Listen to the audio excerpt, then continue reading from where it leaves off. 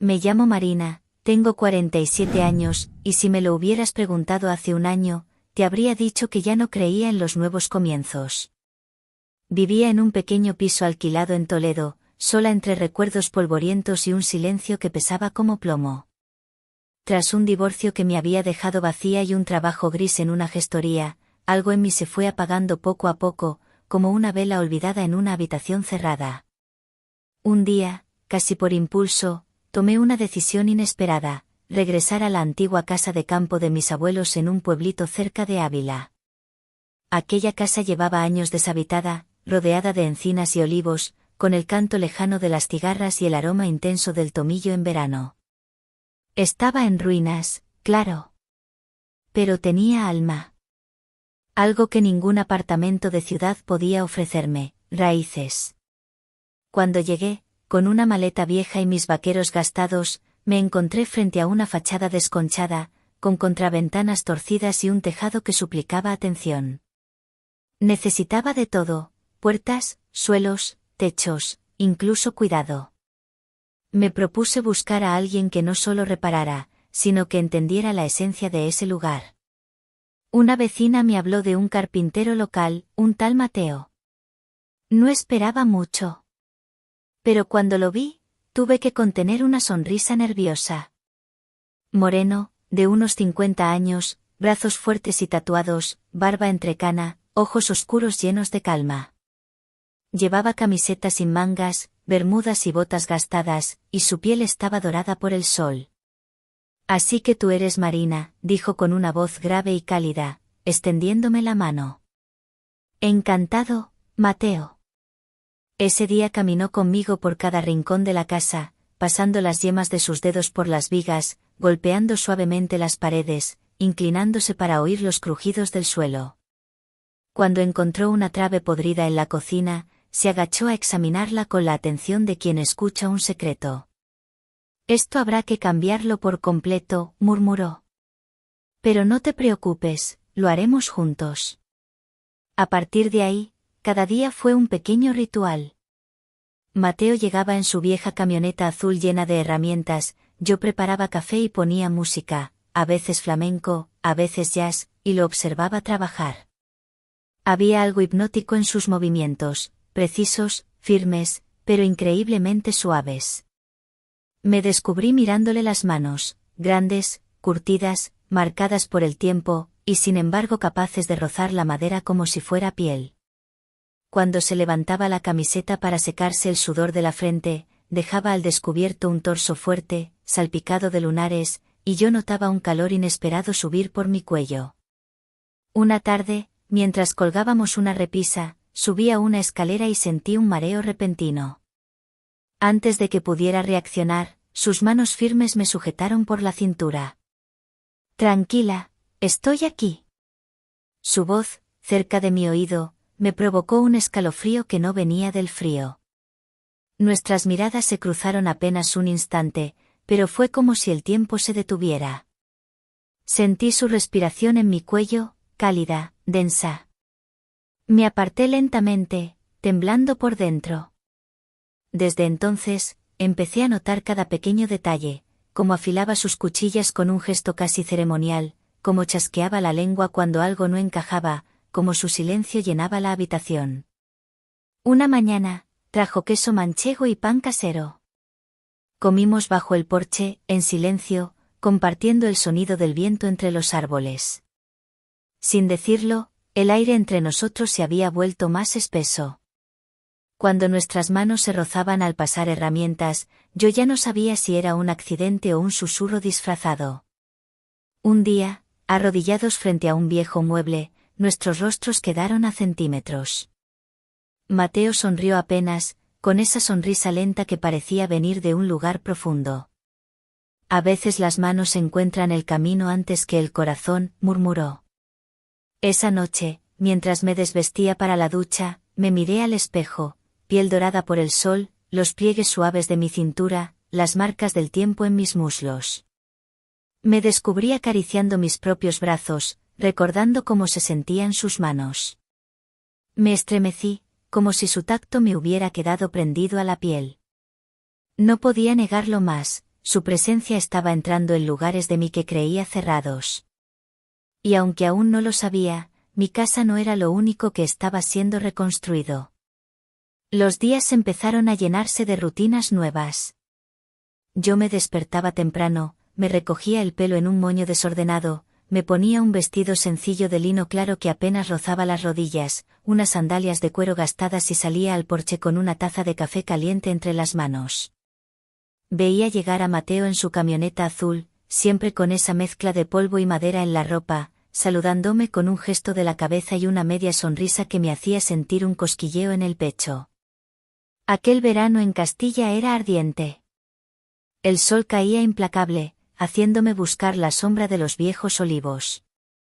Mateo trabajaba sin quejarse, la piel morena brillando de sudor, los músculos tensos bajo la camiseta sin mangas. Yo me sorprendía mirando cómo le quedaban los pantalones bajos en la cadera, cómo se le marcaban los antebrazos cuando levantaba las vigas, cómo sus manos, grandes y fuertes, trataban cada pieza como algo delicado.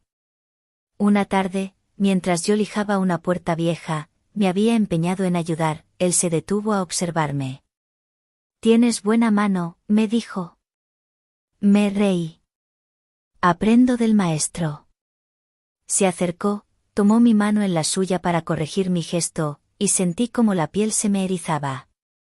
Era un contacto breve, casi profesional, pero dejó un eco en mí. Cuando me miró, tuve que apartar la vista, no podía sostener esa intensidad. Las noches empezaron a ser diferentes. Después de trabajar, a veces nos quedábamos tomando algo en el porche. Una copa de vino tinto, una cerveza fría, y largas conversaciones interrumpidas solo por el canto lejano de los grillos. Una vez, mientras me contaba una historia de su juventud, cuando viajó por México trabajando en restauraciones de antiguas haciendas, lo vi sacar un pañuelo del bolsillo trasero y limpiarse el cuello. El gesto era simple, pero tenía algo de íntimo, casi provocador.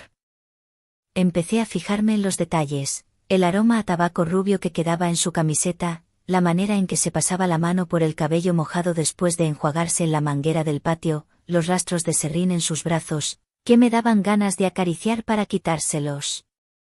Una noche, en medio de un corte de luz, encendimos velas por toda la casa.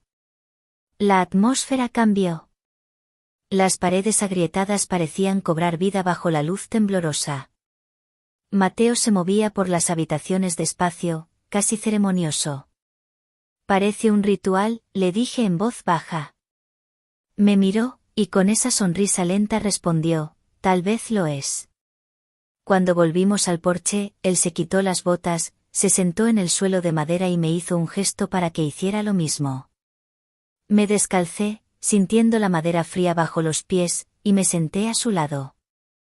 «¿Sabías que los pies cuentan historias?», dijo de repente, mirándome los tobillos. Me reí, algo incómoda. «Ah, ¿sí?» «Sí. Hay quien dice que la forma en que caminas, cómo apoyas los talones, hasta las marcas que dejas, todo habla de ti». Bajé la vista. Él extendió la mano, rozando apenas mi empeine. Un roce leve, apenas un contacto, pero suficiente para que mi piel ardiera. Me estremecí. «Fríos», murmuró. «Deberías cubrirlos por la noche».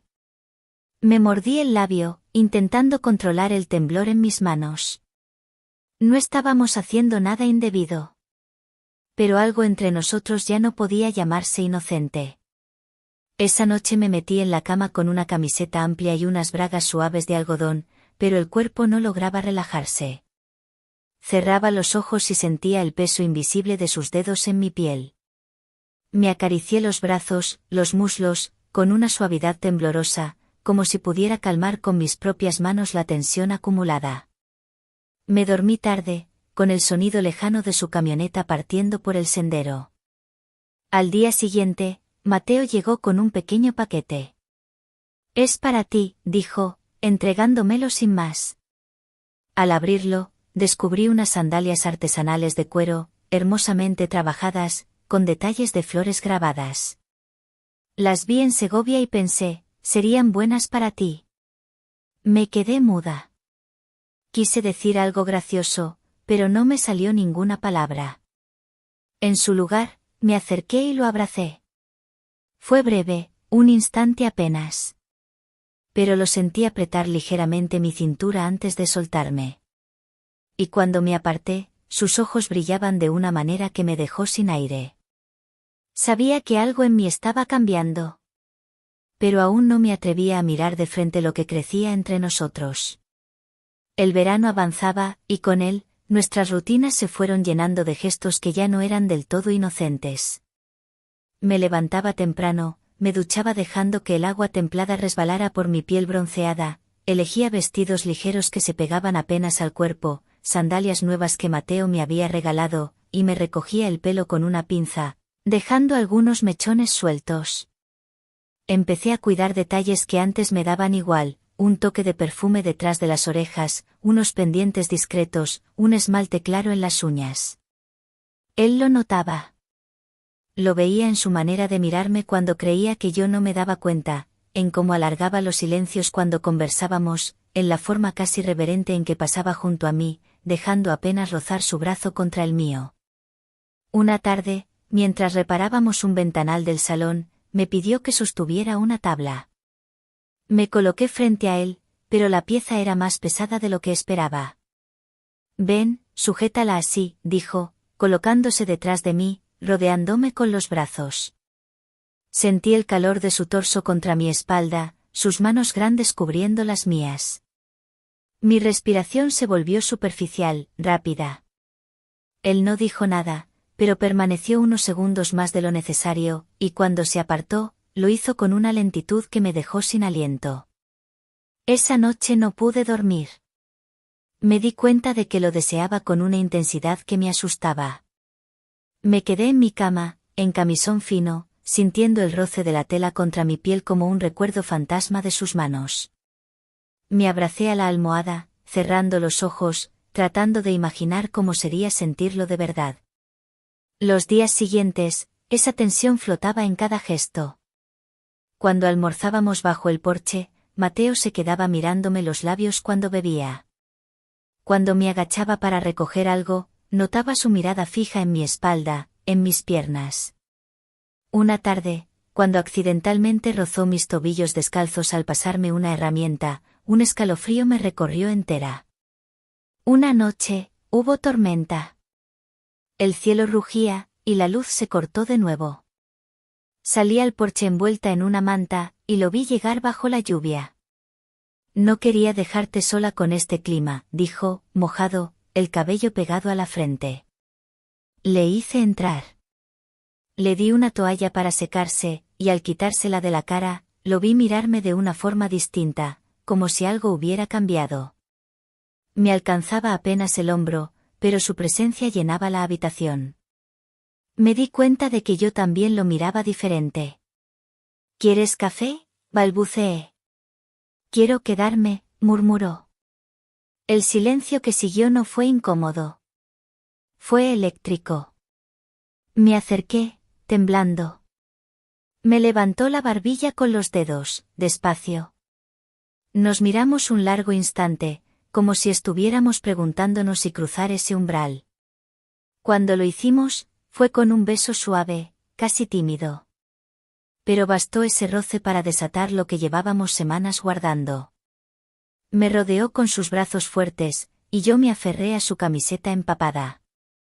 Nos reímos nerviosos, nos besamos con torpeza primero, con hambre después.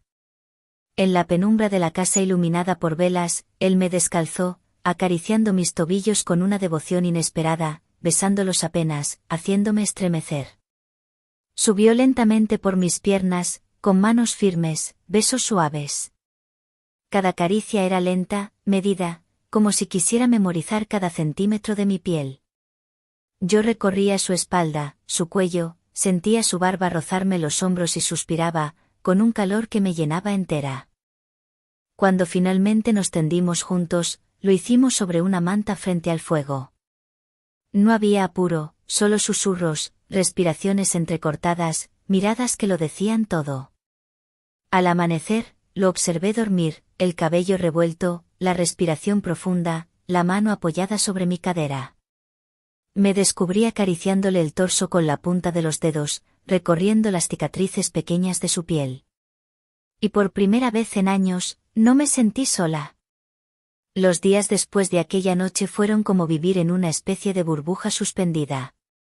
La casa, antes llena de ecos, ahora parecía vibrar con nuestras risas, nuestros murmullos, los crujidos de las tablas bajo nuestros pasos mezclados con susurros que solo nosotros entendíamos. Amanecíamos juntos, enredados entre las sábanas. Yo llevaba camisones de algodón suave, apenas rozando los muslos, y él se quedaba a veces con vaqueros desabrochados y el pecho desnudo, oliendo a madera, a café, a hombre.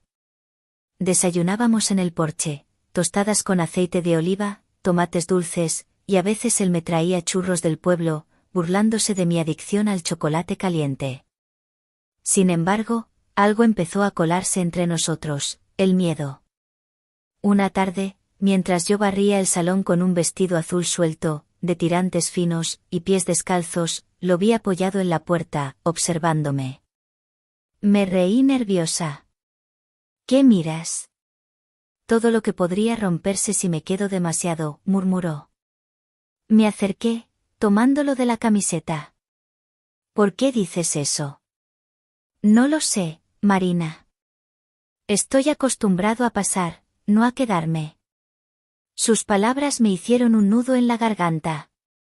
Le acaricié la cara, sintiendo su barba rasparme las palmas. Pero él cerró los ojos, apoyó la frente en mi hombro, respirando hondo, y no dijo nada más. Esa noche, mientras él arreglaba un viejo armario, me quedé sentada en la cama, con las piernas cruzadas, viéndolo trabajar.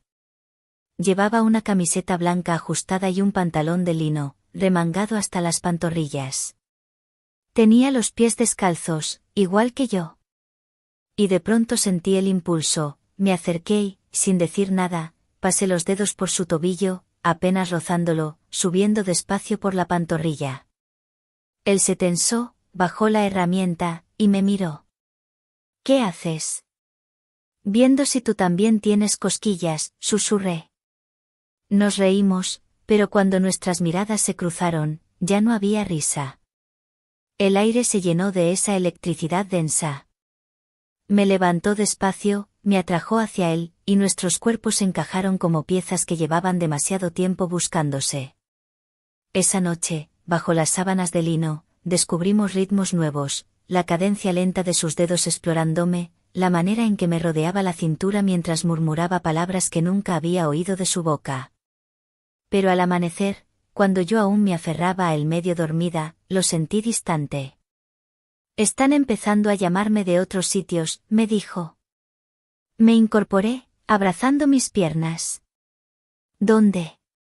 Madrid. Salamanca.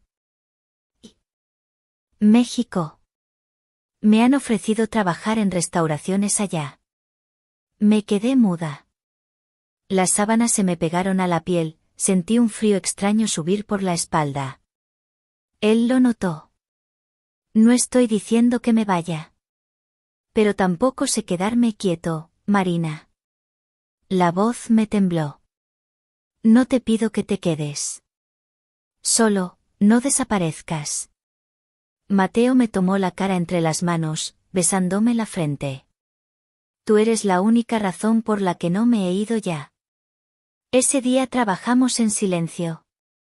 Yo me vestí con un pantalón corto de lino, una camisa blanca atada a la cintura, intentando no temblar cuando lo veía pasar, sudoroso, con la camiseta pegada al cuerpo. Cada roce, cada mirada, dolía de anticipación. Y al caer la noche, bajo un cielo cargado de estrellas, él me abrazó por detrás, susurrándome al oído. Si me voy, ¿me esperarás?